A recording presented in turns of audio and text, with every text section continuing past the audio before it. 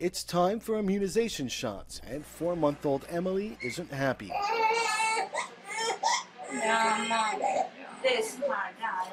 Emily needs 2 shots today, but in the not-too-distant future, her mom may be able to administer them at home.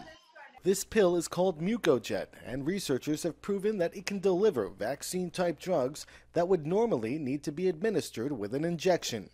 The capsule is inserted into the mouth against the cheek, where it releases a jet stream of drugs, using the same basic principles of an elementary school volcano science project. Mix different substances together to produce a chemical reaction that creates pressure and erupts. When the pressure builds up high enough and it breaks the membrane on the nozzle, then we get this jet.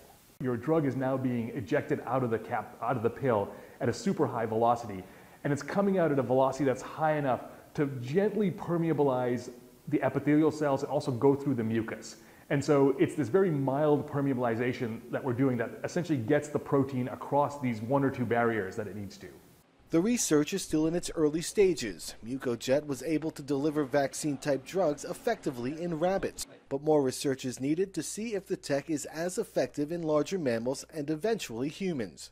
But if it works, it could completely change the way vaccines and some other drugs are delivered. It would be great to be able to have better distribution of vaccines, so you don't need nurses, especially when you're talking rural areas. Also for parents who are worried about getting too many vaccines at one time, this would allow you to actually space out vaccines, because you could do it at home. You don't have to do it at the doctor. The technology can prove a game changer during a health crisis when large groups of people need to be treated quickly. The scientists are also working on a version of MucoJet that is swallowed and programmed to release drugs in the intestinal tract. This, they say, could one day lead to drugs like insulin being administered without an injection as well. But for now, baby Emily and her mom are just happy that shot day is over.